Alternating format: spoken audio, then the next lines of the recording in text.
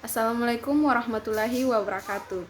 Di sini saya akan menjelaskan proposal metode penelitian agribisnis yang berjudul Kelayakan Ekonomi dan Pemasaran Kakao di Desa Loae, Kecamatan Loae, Kabupaten Kolaka Timur, Provinsi Sulawesi Tenggara.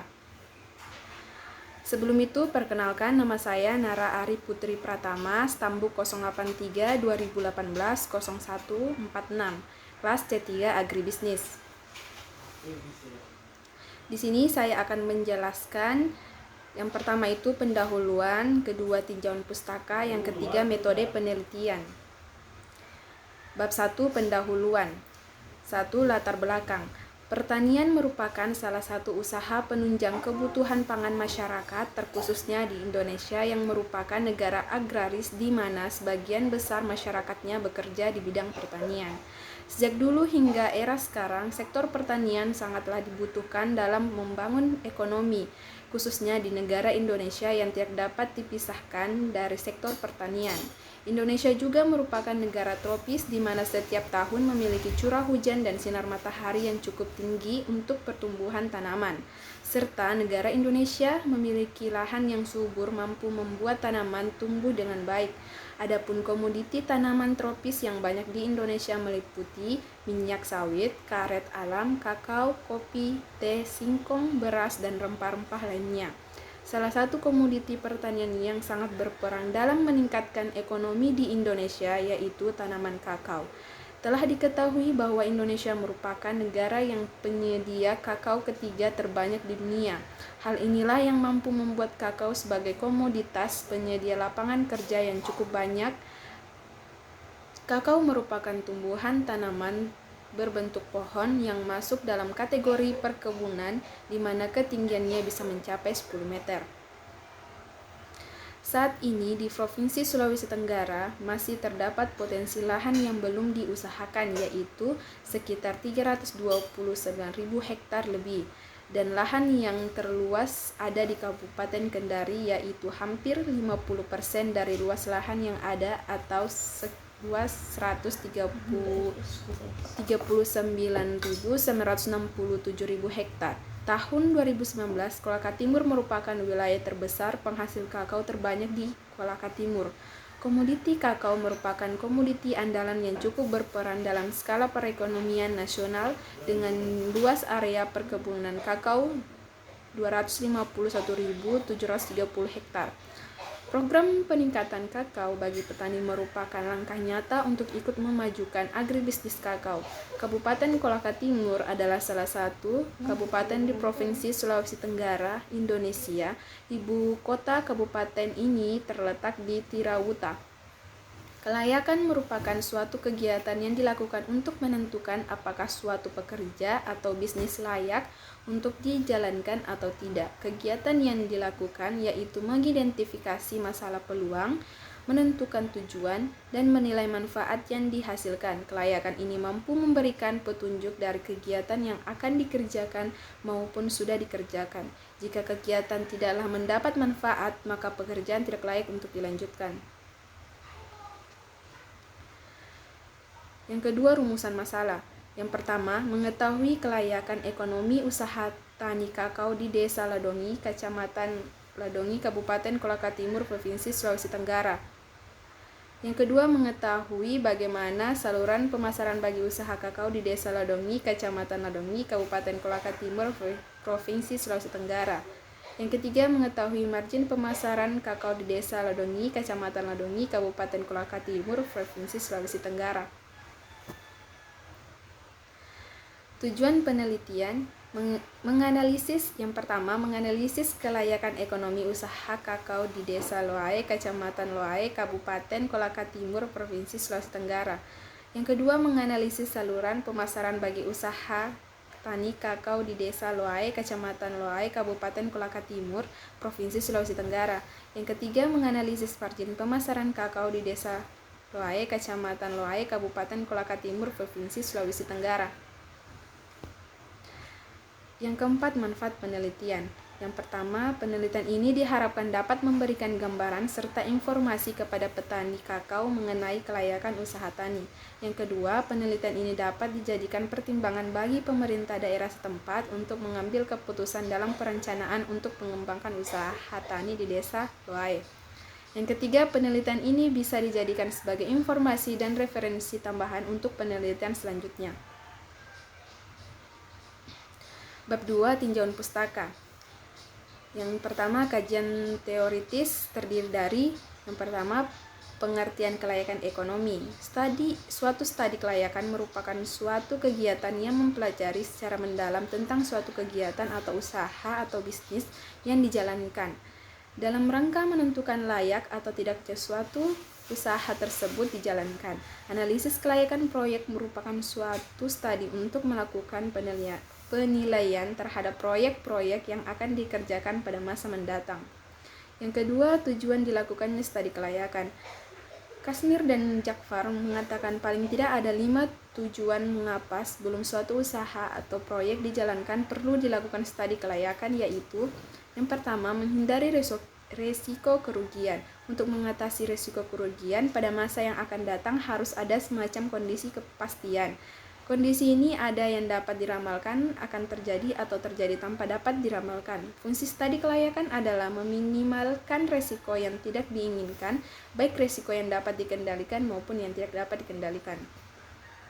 Yang kedua, memudahkan perencanaan. Apabila sudah dapat meramalkan yang akan terjadi pada masa yang akan datang, kita dapat melakukan perencanaan dan hal-hal yang perlu direncanakan. Yang ketiga, memudahkan pelaksanaan pekerja.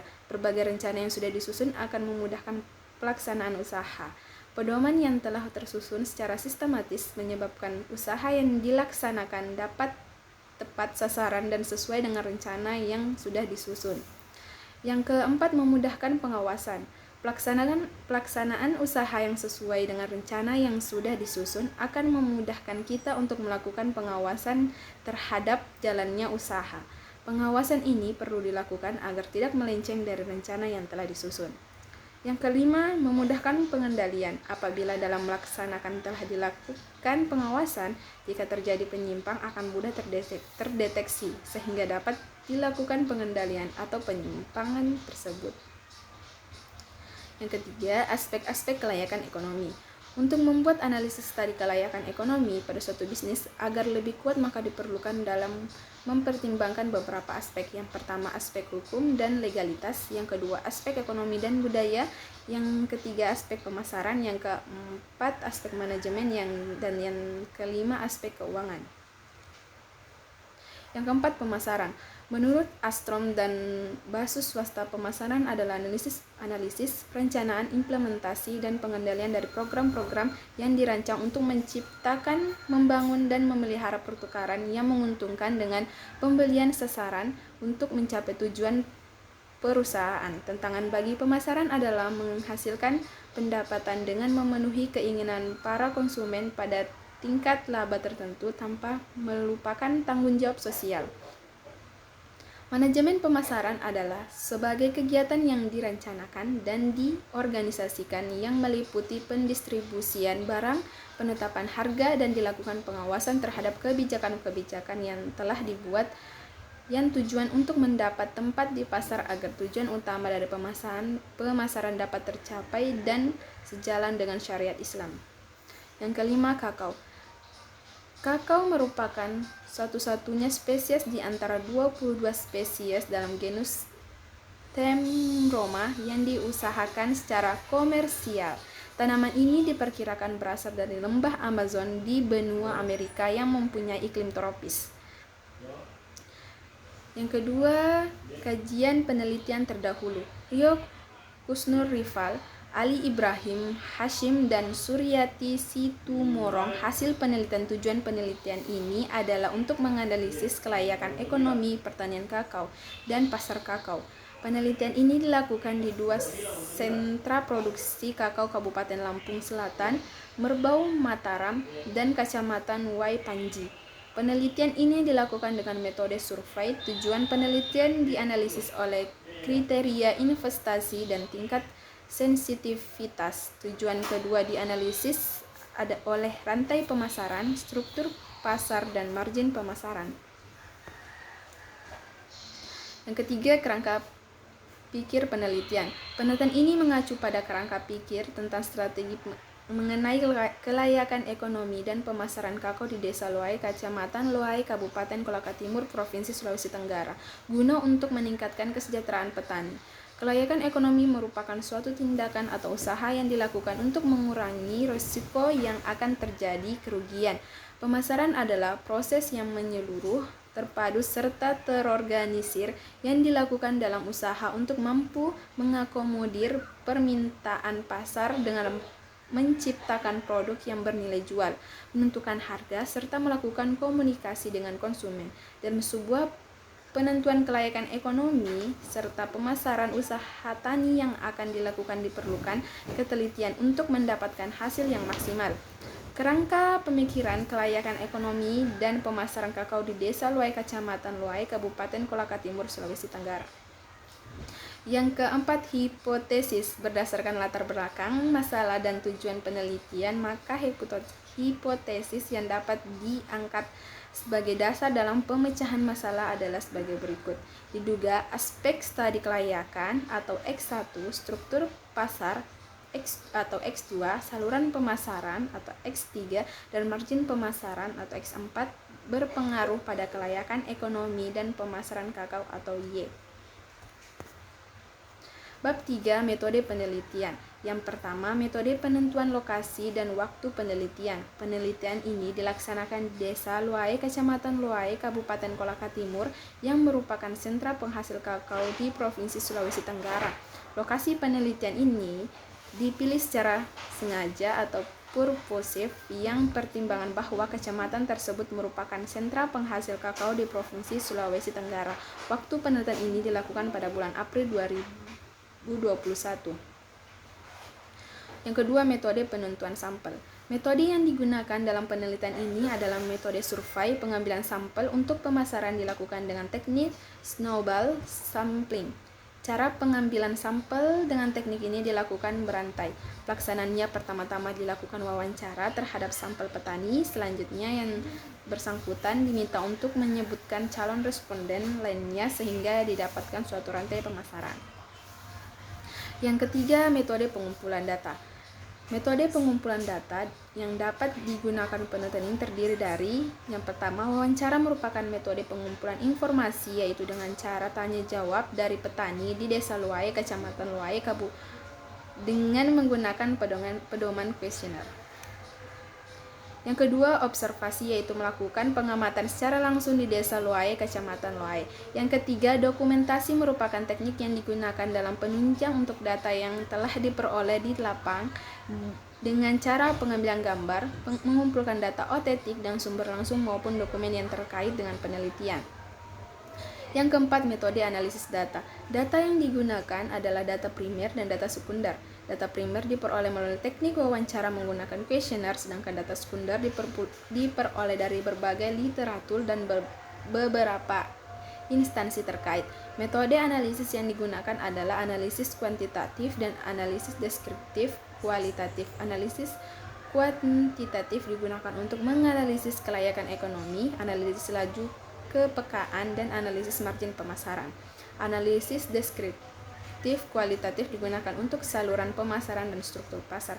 Menurut Qadariyah, ada beberapa metode atau kriteria investasi yang biasa dipertimbangkan untuk dipakai dalam analisis ekonomi, yaitu: pertama, net present value atau NPV, sigma PV, BT dikurang sigma PV, CT dimana keterangannya BT yaitu penerimaan atau benefit pada tahun ke-1, CT atau biaya atau cost pada tahun ke-1. Yang kedua, internal rate of return atau IRR.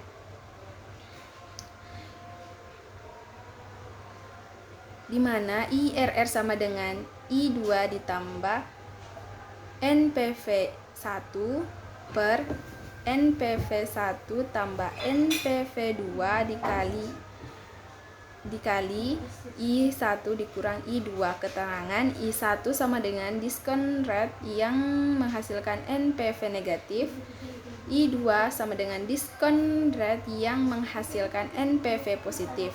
Yang ketiga ada net benefit cost ratio. Net benefit per C ratio sama dengan PV net BT positif per PV net BT negatif. Keterangannya PT penerimaan bersih atau net benefit pada tahun ke-1. Yang keempat cross benefit cost ratio atau gross B per C. Cross B per C ratio sama dengan BT per CT sama dengan di mana keterangannya BT penerimaan kotor benefit pada tahun ke-1 ya, sedangkan CT adalah biaya atau cost pada tahun ke-1. Yang kelima payback periode PP, di mana PP sama dengan 1 ditambah N dikurang N kali 1 tahun. Keterangannya N sama dengan tahun terakhir jumlah arus kas yang belum menutupi investasi mula-mula. Ya, A sama dengan investasi mula-mula, B sama dengan arus kas kumulatif tahun ke N, C sama dengan arus kas kumulatif tahun ke N tambah 1. Itulah yang dapat saya sampaikan. Terima kasih. Wassalamualaikum warahmatullahi wabarakatuh.